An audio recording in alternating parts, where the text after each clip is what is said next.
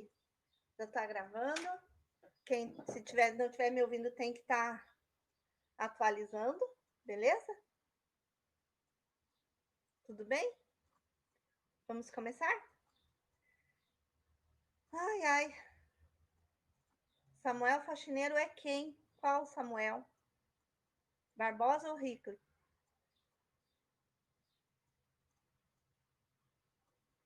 Qual? Por favor, vamos lá. Ah, é o Rico. Esse Rico eu nunca vi. Gente do céu, que loucura, que correria. Vocês já repararam, quarta-feira que vem tem simulado? Né? Então, assim, já tem que começar a estudar, não dá para deixar para a última hora, né? Então, a gente tinha combinado de que na aula de hoje nós íamos fazer uma revisão para o simulado, para as coisas que caem no simulado, e na sexta-feira que vem a gente dá continuidade aos nossos assuntos, que são assuntos de avaliação daí, né? De hoje já são 20 dias para a prova de vocês, então daqui 20 dias vocês vão estar fazendo a prova de terceiro bimestre e acabou o terceiro bimestre, gente, tá? Com relação aos trabalhos, vamos falar que, poxa, podia ter caprichado um pouquinho mais, né? Era um trabalho que valia 50 pontos e que, desculpa, gente, era um trabalho que valia 50 pontos e que você deveria, então, ter caprichado um pouquinho mais, visto que era só completar lá a apostila. Mas, enfim, né? Tá sem som? Então, atualiza. Só para o Daniel que tá sem som? Ou mais alguém? Acho que só para ele, porque senão o Colino tá normal, né? Então, vai atualizando. Melhorou? Aí, viu? Começou a gravar, gente, tem que atualizar, não tem o que fazer. Ele sempre vai dar isso. E vocês esquecem desses detalhes, né? Bom, então continuando. Né, o trabalho, assim, eu fiquei alguns, maravilhosos. Os caras foram lá, ou fizeram um resumo dos contextos, ou, sabe, fizeram bonitinho e tal. Outros, meu Deus, que relaxo, né? Mas, enfim, né, foi feito o trabalho. Segunda ou terça-feira eu já coloco o trabalho de setembro. O trabalho de setembro, eu não vou dar prazo, tá? Porque o de agosto eu dei 20 dias de prazo e tinha gente no sábado e no domingo me procurando por causa de trabalho.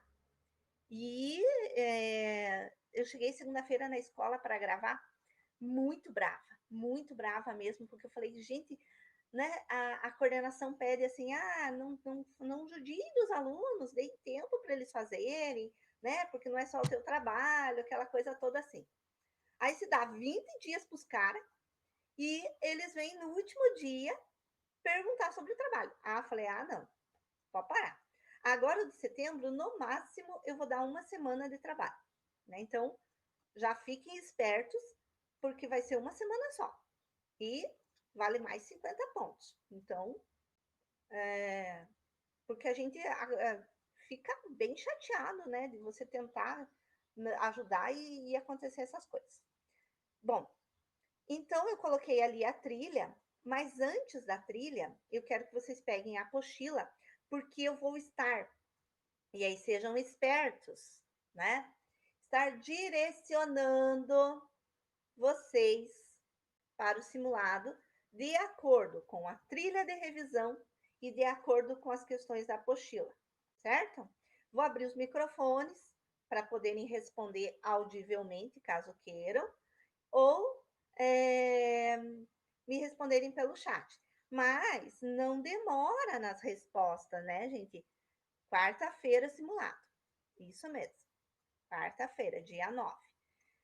Para que vocês tenham tempo da gente ver todas. São muitas questões que a gente tem que ver, né? Não porque acumulou, mas porque o conteúdo ele é muito extenso e é um conteúdo muito complexo. Então, acaba que a gente tem que ver bastante coisa, tá bom?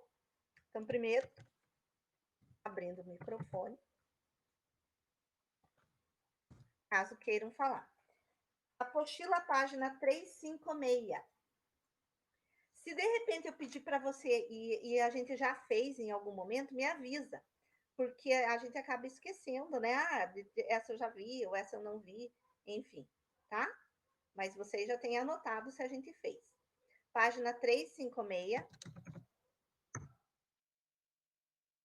Questão número 13.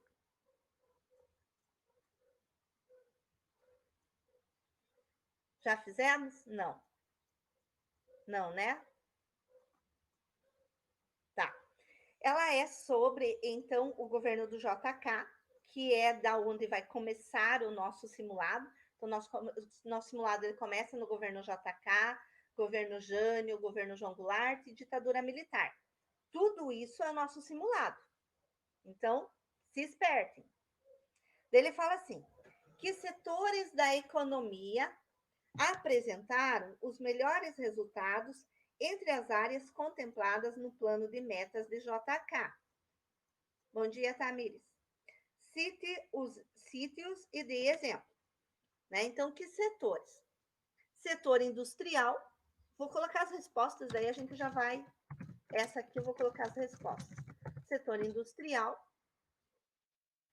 Setor de energia.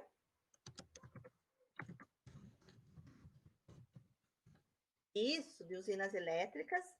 E o de transporte.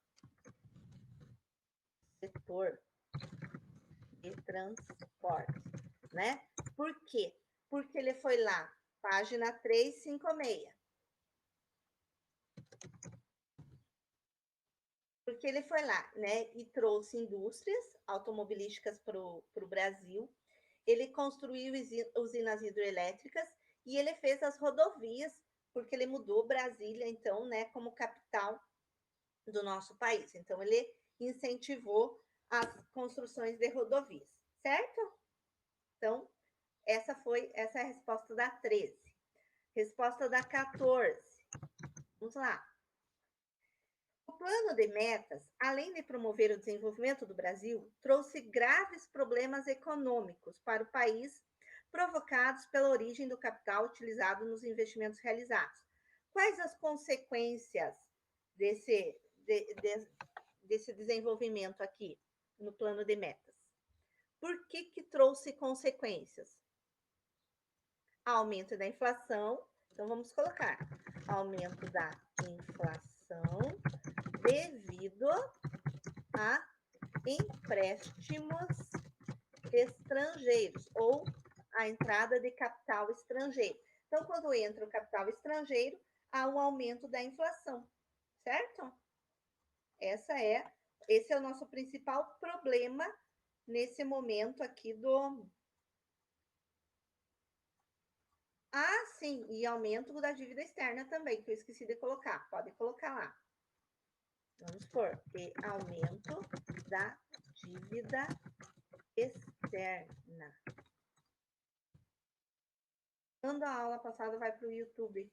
Boa pergunta, porque gravada ela tá, mas aí depende agora das equipes de mídia de colocarem, tá? Que eu já tô lá gravando, eu já gravei até a Guerra Fria, a Guerra da Coreia, a Guerra do Vietnã, já tá tudo gravado. Então, assim, aí vai da mídia aí colocando lá. Né? E assim que eles foram colocando, vai estar lá.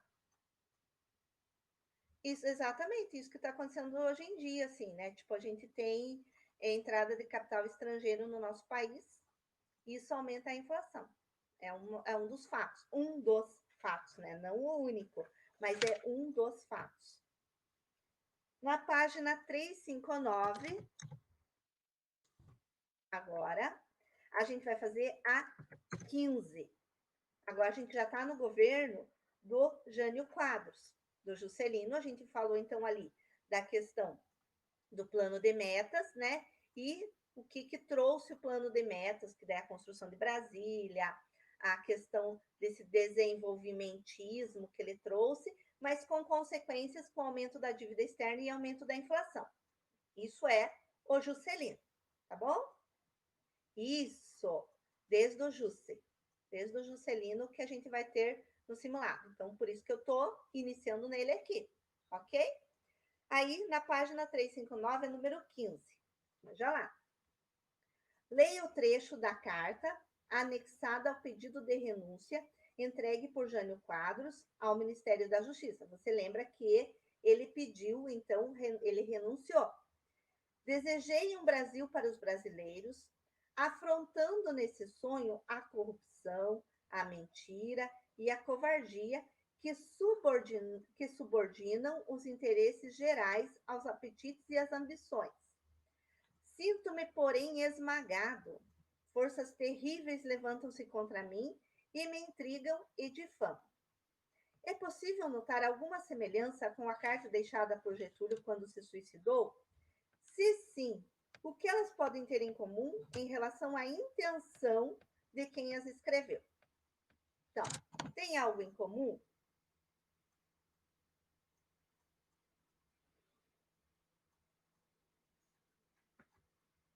Isso, eles queriam deixar a imagem de herói, né? Que mais?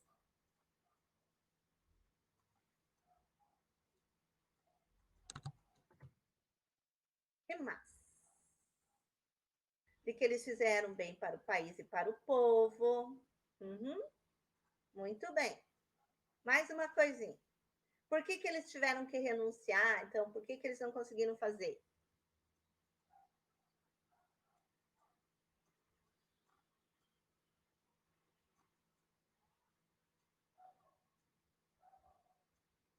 Tchan. Vamos, tchutchus. Foram pressionados. Boa! É isso mesmo. Foram pressionados. Então, vamos lá. Montar a resposta ali. Vou pegar a resposta de vocês lá. Porque, então, ambas as cartas deixam a imagem de herói, tem uma vírgula ali, aproximação ao povo, né?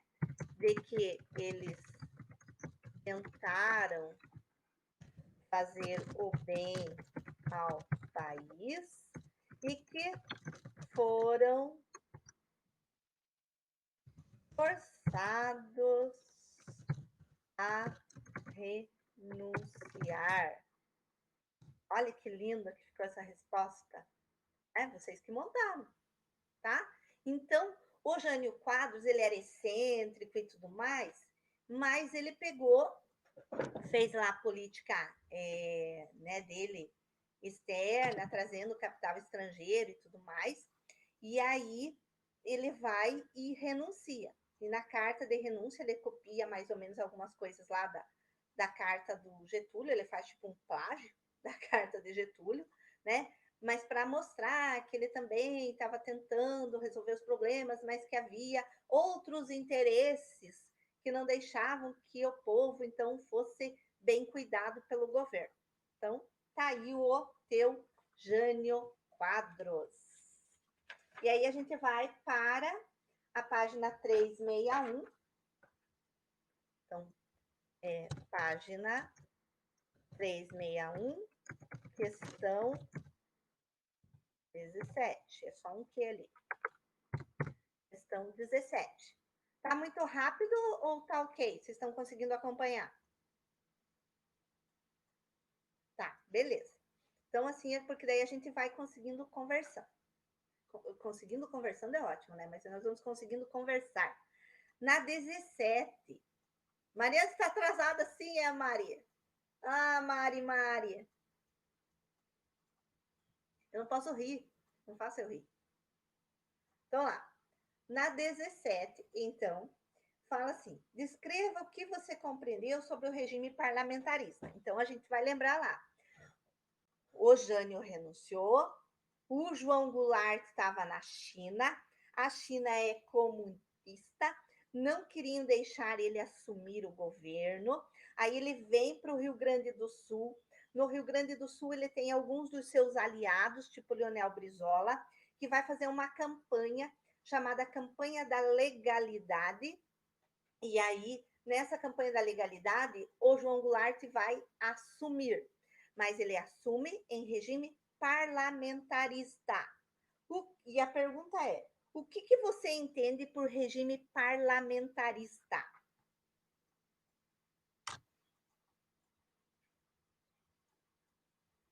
Nesse caso aqui do João Goulart, tá?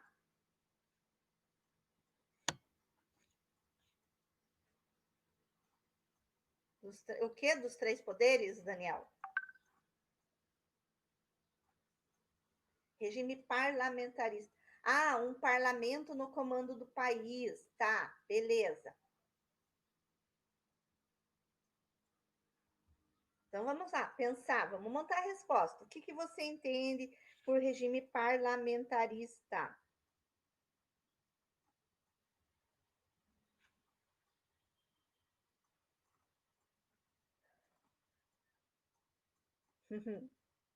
Então vamos montar lá. É a questão número 17.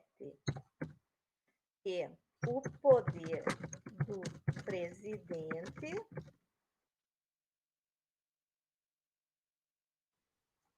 não fizemos a 16, a gente foi para 17. O poder do presidente é limitado e as decisões são do baseia nos mais. Como assim se baseia nos mais baixos? Parlamento. Entendi. O presidente se baseia nos mais baixos. Ah, cargos mais baixos a ele, entendi. Tá, isso mesmo. Né? Então, assim, que o poder do presidente é limitado e as decisões são do parlamento, né? Então, o primeiro-ministro, primeiro-ministro é eleito para dirigir o país. Melhor. Isso é o parlamentarismo aqui no Brasil, né? Depois que o João Goulart assume nessa forma que a gente está falando aí, que é do regime parlamentarista, depois a campanha da legalidade, tá, gente? Vocês acreditam que eu estou com 4 celulares aqui para poder resolver a nossa situação hoje? Estou com um com a câmera, outro com o som, né? O notebook e 2 que não funcionaram absolutamente nada. É, gente, o negócio está pegando aqui. Os meus celulares, eles não estão mais aceitando o GoBranch, não sei porquê. Mas, enfim, já resolvemos. O importante é que a gente está aqui, né? É, tipo assim, só que o YouTuber funciona tudo e o meu não funciona nada, né? Daí eu tenho que sair correndo, catar o celular aqui em casa para poder resolver as situações, né? Mas vamos lá. Ok, a 17, ficou claro para vocês o 17? Ok, então, a gente já descobriu o regime parlamentarista do João Goulart. Página 363. Então, página 363. A gente vai já estar falando do golpe dado pelos militares para retirar, então, né? Então, ele vai governar em regime parlamentarista, daí vai ser feito um plebiscito. Plebiscito é consulta ao povo. Então, plebiscito pode acontecer a qualquer momento do nosso país, tá? Plebiscito é uma consulta ao povo. O povo vota naquilo que resolve, tá? E aí, foi feito então o plebiscito, ele assume daí como presidente realmente, volta o presidencialismo no Brasil, e ele começa as reformas de base, né? E nessas reformas de base, ele quer fazer reforma agrária, ele entra em conflito com os militares. Vocês parem de brincar e prestem atenção em mim, né? E aí, isso leva, então, ao golpe civil-militar. E na página 363, a gente tem a questão 19, que eu acho interessante para nós. Tá. Primeiro, ele vem ali e fala assim, a 19. Sintetize com suas palavras por que o golpe de Estado de 64 no Brasil é chamado de civil-militar. O que é, então? por que que nesse momento de 64 ele é chamado de golpe civil-militar? Porque tinha o apoio da população, de parte da população, né? Então, assim, não era toda a população, era a elite, né, que foi fazer aquela marcha de Deus, de marcha da família com Deus pela liberdade, né? E isso porque não foi articulado apenas pelas Forças Armadas, né? Então, parte da população, então vamos colocar lá, 19, porque foi apoiado por parte da população e pelas Forças Armadas. Então, lembrando assim, que essa população achava que os militares iam tirar o João Goulart do poder, mas que eles iam devolver o poder ao povo, à classe civil, né? E não foi isso que aconteceu. Os militares se mantiveram no poder durante todo aquele tempo que a gente viu lá. Aí você vai lá, né? Então, para a tua página agora.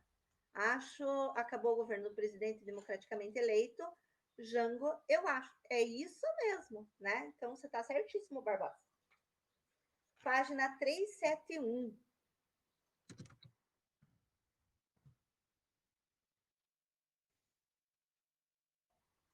Na página 371, questão número 1. Ele é um pequeno texto para a gente completar esse texto com algumas palavras. Né? Então, vamos lá. Vamos ver se vocês lembram aqui. Na ditadura civil-militar brasileira foram editados ao todo quantos atos institucionais? 17, certíssimo. 17, Ana. 17 atos institucionais foram colocados. Vamos continuar. O AI2, por exemplo, estabeleceu eleição o quê para presidente da República? Indireta. É alergia, tá? Então não se preocupem. Eleição indiretas, né? Próxima palavra. Para presidente da República. Também dissolveu o quê? Os partidos políticos e deu plenos poderes ao presidente para demitir funcionários públicos, civis e militares que se mostrassem contra ao regime e ordenar o recesso do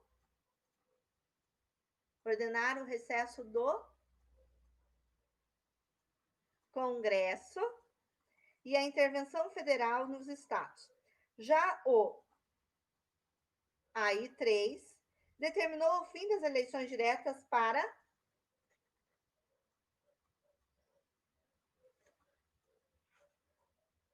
o AI3 determinou o fim para governadores e prefeitos. Muito bem! Essa estava facinho, né? Bem simples de fazer. Isso aqui estava sossegado. Parabéns! Tá? Agora na página, deixa eu procurar a página aqui. 374. Página 374. O que vem depois do presidente? Então, pera lá. Vamos lá. Vou colocar as palavras aqui, então, tá? Daí fica mais fácil. Aí você vai vendo se tá tudo certo. 17. Aí, indireta. Partidos políticos. Vírgula. Presidente. Contra ou contrários, tanto faz. Congresso. E a 3, governador e prefeito. Essas são as palavras, então, da questão número 1, tá bom? Para completar o texto lá. Ok? Daí eu falei página 374. Guerrilha do Araguaia, ela aconteceu, então, no governo do Médici. Ela foi assim, algumas pessoas se reuniram lá na região do Araguaia, eram poucas pessoas, algumas dezenas de pessoas, contra centenas de soldados militares, né? Eles resistiram por um tempo nessa guerrilha, então, contra o governo da ditadura militar, resistiram por um tempo, mas eles foram todos, então, submetidos ao governo e supostamente eles desapareceram, tá? Então a guerrilha do Araguaia, a gente não foi encontrado os restos mortais dos guerrilheiros. Então é por isso que ela é bem interessante. E ela é a força de resistência, de poucos contra muitos, tá? Então isso que acontece. Bom dia, Guilherme. Chegou atrasadinho, né? Ah, meu Deus do céu. Mas tudo bem, o importante é chegar. Os guerrilheiros, não, assim, treinamento e tal, mas eles tinham algum treinamento de. Porque na década de 60, 70 e 80, a América Latina inteirinha, ela, ou grande parte da América Latina, ela era com ditaduras militares. Então, às vezes, eles treinavam em outros países, por exemplo, na Venezuela, e trocavam armamentos e trocavam informações, tanto os governos oficiais quanto os governos, quanto os guerrilheiros, sabe? Então, assim, treinamento oficial não, mas eles trocavam alguma coisa, certo? Na página 374 é a questão número 4 que a gente vai ver. Leia o texto sobre o AI-5, né? Era uma ferramenta de intimidação pelo medo, não tinha prazo de vigência e seria empregado pela ditadura contra a oposição e a discordância. Na letra A, com base no texto e no que foi estudado, registre com suas palavras o que o quinto ato institucional representava no contexto da ditadura. O que ele representava? O AI-5 representava o quê?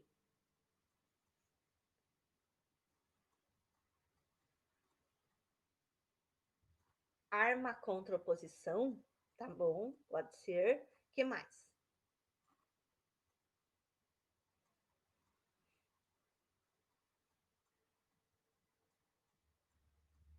Que mais?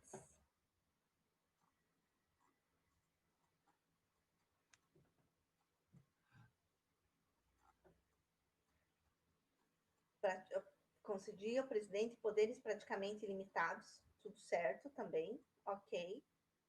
Mostrava, então, autoritarismo, certo? O AI-5 mostrava todo o autoritarismo do regime militar dentro do Brasil. Isso que o AI-5 ele mais representa. Tanto que ele fala ali no texto, ó, ferramenta de intimidação pelo medo, certo? Proibiu manifestações políticas, ok.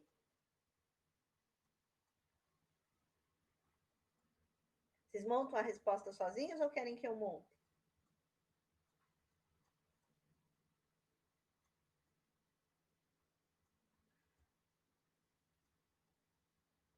Deixa eu ver o que mais. Monta, né? Que querem tudo montadinho, facinho. Então, vou escrever lá o que vocês fizeram. Olha, o Luiz Rodolfo apareceu. Então, vamos lá. Mostra o autoritarismo do governo com a proibição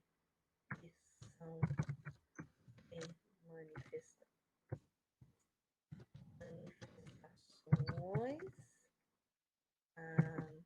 intensificando. Ai, tô dando minhas costas, vou ficar sentada aqui hoje. Intensificando a tortura e a censura,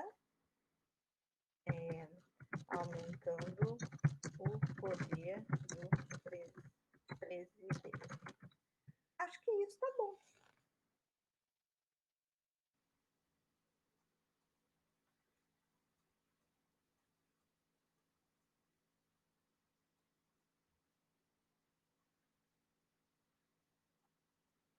Pronto? Vamos para a letra B? A letra B, ela fala assim: uma das consequências do AI-5 foi o fechamento do Congresso, que durou quase um ano. Analise esse tipo de medida e expresse a sua opinião a respeito. Né? Então, o que realmente... O que ele fala ali? Analise esse tipo de medida. Analise esse tipo de medida, que é o fechamento do Congresso, e coloque a sua opinião. Vai.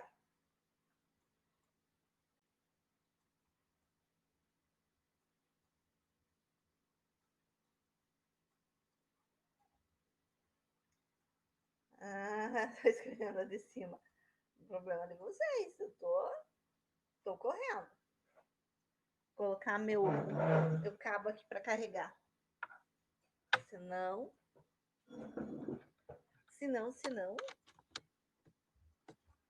Vai.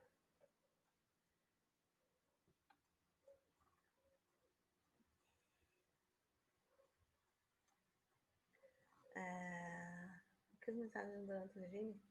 Ai, Colino, essa é uma opinião tão pessoal. O que eles fizeram de bom pro Brasil? Ai. Tipo assim, cada um considera uma coisa. Eu não considero que eles fizeram nada de bom, né? Mas, tipo assim, tem pessoas que defendem e que acham que eles fizeram uma porção de coisa de boa. Então, é tão pessoal essa pergunta e essa resposta. Vou deixar para quando você crescer. Aí quando você se tornar adulto, aí você define isso, né? Melhor. Então, lá. A pergunta é fechamento do Congresso. O que essa medida representa, né? Então, vou colocar a resposta lá. É a letra B. Representa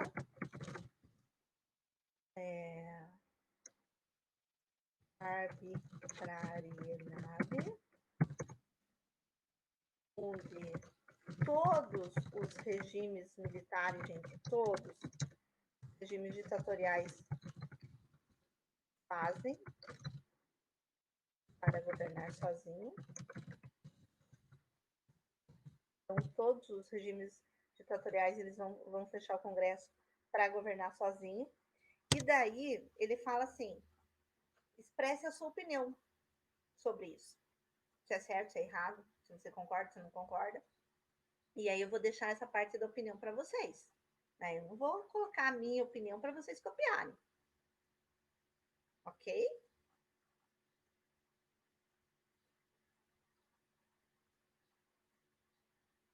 Letra C. Tá? Já estou indo na letra C. A resistência de alguns setores da sociedade à ditadura do Brasil se acentuou em 68. Que setores eram esses e o que promoveram? Né? Então, que setores eram esses? Então, vou colocar a resposta ali. Artistas. Pode falar aí, Daniel, não tem problema. Operários, a igreja, então, que eles se opuseram, fizeram a passeata, fizeram, não é? A passeata dos 100 mil, né, em oposição ao governo. E aí aquela coisa assim, como é que o governo vai prender 100 mil? Estava proibido manifestações, mas como é que ele vai prender 100 mil pessoas? Né? Então, não rolava. Ok? Aí, vamos para a página.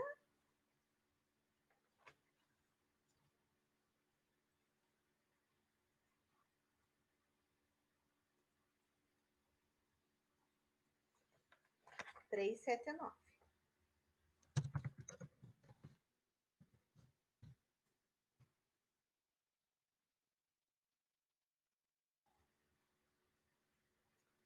Questão número 7.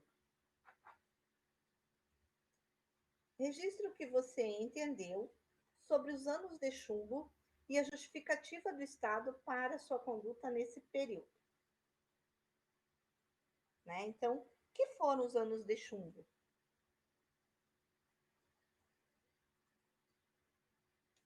O que foram os anos de chumbo, gente?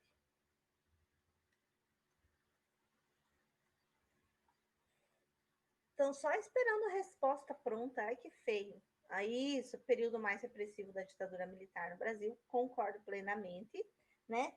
E por quê? Como que o Estado justificava esses anos de chumbo? Por que tinha que ser repressivo?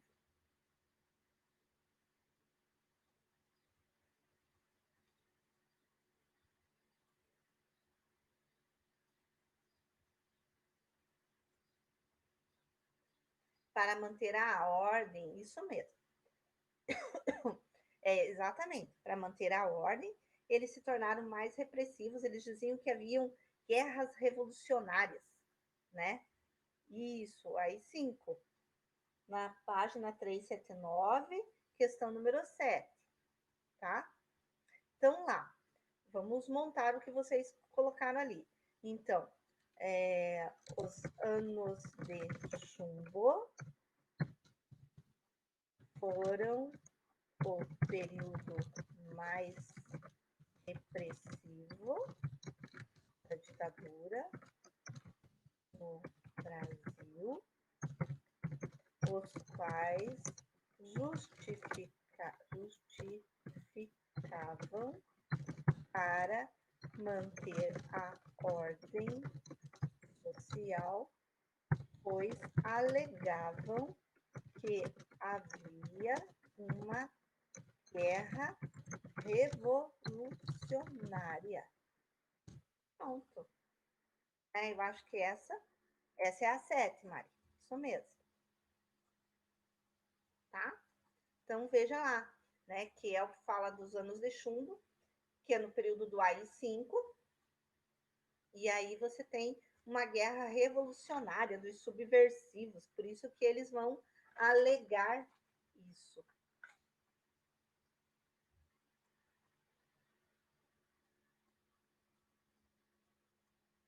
Tá?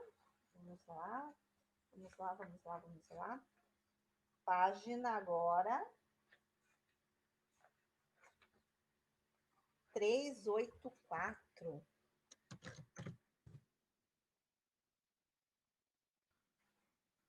Lá na página 384 tem da guerrilha do Araguaia, que você perguntou, Colino. Olha, o número de soldados estima-se que foram de 10 a 15, enquanto guerrilheiros de 50 a 60, mas seus corpos nunca foram encontrados.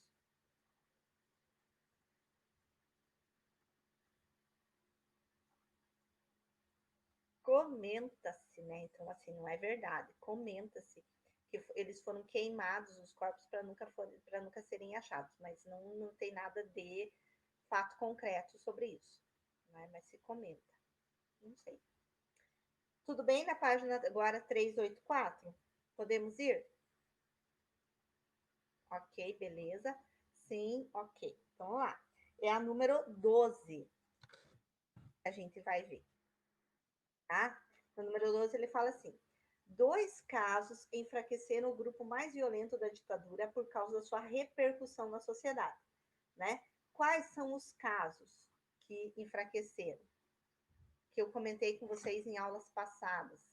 Quais os 2 casos de repressores que foram para prisão e que daí a repercussão da morte deles na prisão foi assim extremamente desgastante para o governo militar.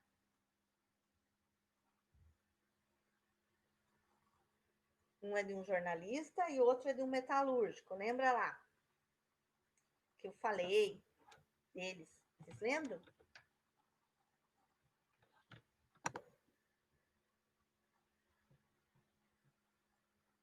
De quem? Não lembra? Que feio, né? Um deles foi encontrado enforcado. Lembra que eu falei? Uma janelinha baixinha com a Teresa, né? Que é aquela corda de lençol enforcado, assim, que não tinha como ele morrer enforcado e os militares falaram que ele se suicidou na cadeia. Não lembram disso que eu falei?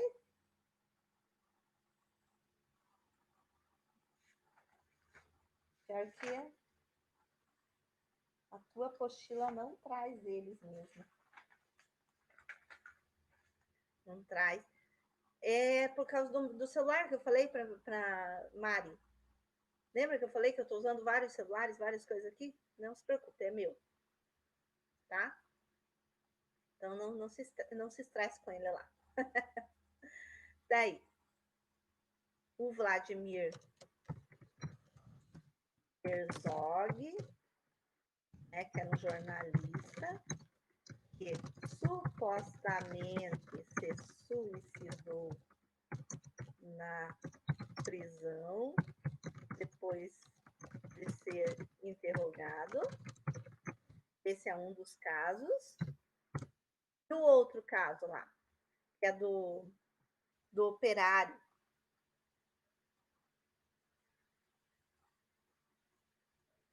que também foi para a prisão.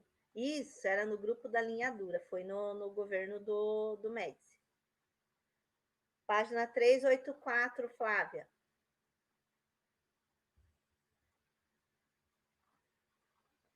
Manuel Fiel Filho. Então vamos colocar lá. O outro caso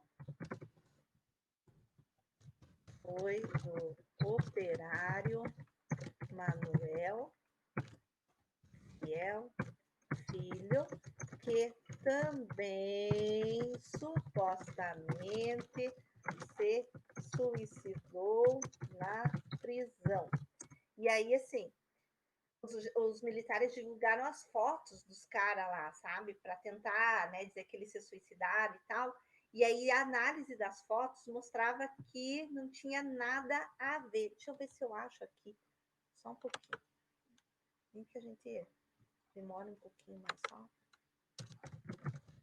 Só um pouquinho, que é bem legal a foto. Ah, só um minuto, gente. Já, se eu conseguir a imagem dele,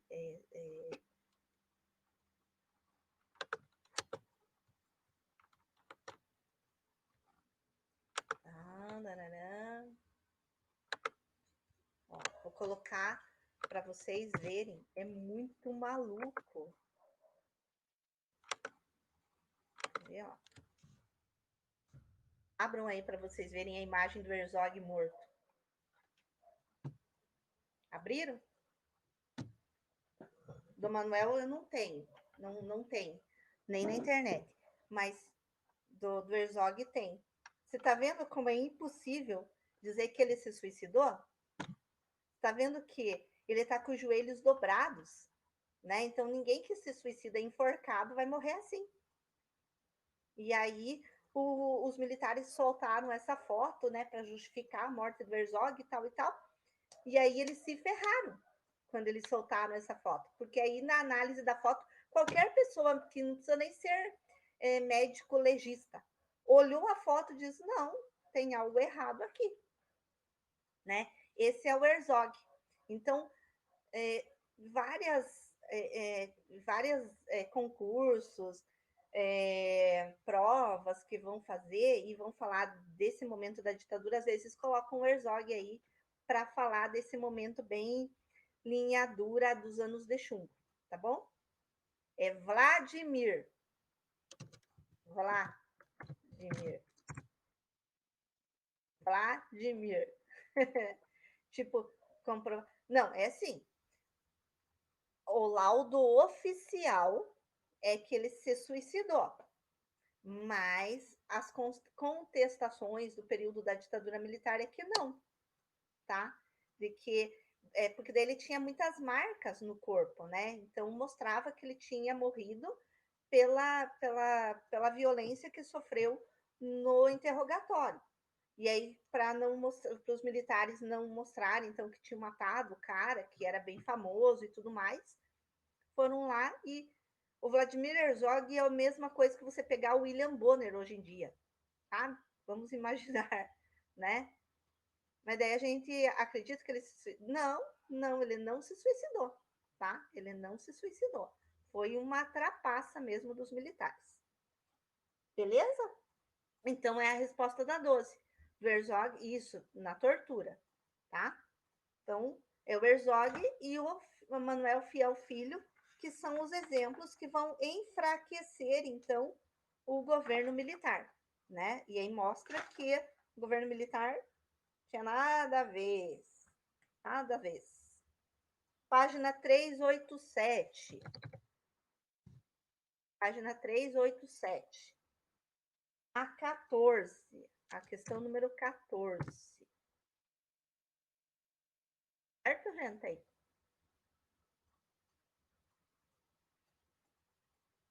A 12 é do Vladimir Herzog e do Manuel Fiel Filho, que supostamente se suicidaram na prisão. Isso é a 12. 14. Vamos para 14, gentarada. Que o tempo corre. E nós não temos todo esse tempo ainda. Na 14, ele pergunta assim: identifique quais as medidas tomadas pelo governo do João Figueiredo que deram continuidade ao processo de redemocratização. Lembre, o João Figueiredo é o último presidente, né? Retorno do voto direto, fim do bipartidarismo. Bipartidarismo, tá? Bipartidarismo, certo? Né? Fim da censura, anistia, retorno das eleições, isso, bem certinho mesmo, isso mesmo, né? Isso que vai fazer voltar, então, deixa eu ver se tem mais alguma aqui para a gente fazer.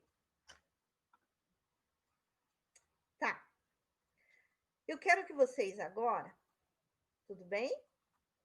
Então, Figueiredo foi quase do bem, na verdade, ele não tinha opção, né? Toda a América Latina já estava voltando a ser democrática, então o Brasil ia ter que voltar a ser democrático também, né? Ele não tinha opção, ou ele fazia ou ele fazia, não tinha muito o que fazer, tá? E aí, eu quero que você veja a tua trilha aqui, e você já deveria ter feito a tua trilha, né? Então, porque hoje é o último dia da trilha, mas se você não fez por qualquer razão, veja que os passos da trilha, ele está bem direcionado naquilo que a gente fez de atividade hoje, que previa o plano desenvolvimentista do JK, por que, que o Jânio Quadros foi considerado excêntrico, né, levando à renúncia, por que, que aconteceu o período parlamentarista no Brasil, o que, que foram os atos institucionais, quais são os generais da linha dura e de linha branda, e o que foi o movimento de direta e já, que é o que a gente está terminando, né? Que é o momento de... Não precisa mandar foto, nada, não. Tem que fazer, né?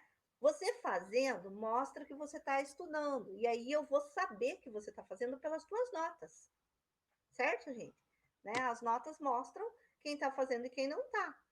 Né? A gente está aí nono ano, com um pezinho lá, vocês já estão com um pé e meio no médio, né? Mais um bimestre vocês estão no médio, a grande maioria. Quem não tá vai ter que correr atrás para alcançar os outros. E você viu que a trilha de revisão, mais as atividades que a gente fez hoje, é o que eu estou direcionando vocês para o simulado. Entenderam? Percebam, simulado é de JK e regime militar. JK, Jânio, João Goulart e regime militar. Isso mesmo. Né? Então, são os 3 últimos governos da era democrática, da Quarta República, e o governo militar. Certo, gente? Estudem, tá fácil para quem estuda. Para quem não estuda, você pode contar a resposta, o cara não vai conseguir fazer. Isso, pode estudar por ele. Se você fez um resumão do assunto, ótimo, né? Mas veja que eu direcionei vocês para onde que vai o simulado. Tá legal, gente? Isso, até esse momento das diretas já, que vai ser eleito lá o Tancredo Neves, que a gente vai estar vendo. Porque daí do Tancredo Neves para frente, a gente vai ver no quarto bimestre, tá? A gente vai ver do Tancredo até o Bolsonaro. Beijo, gente. Até a semana que vem.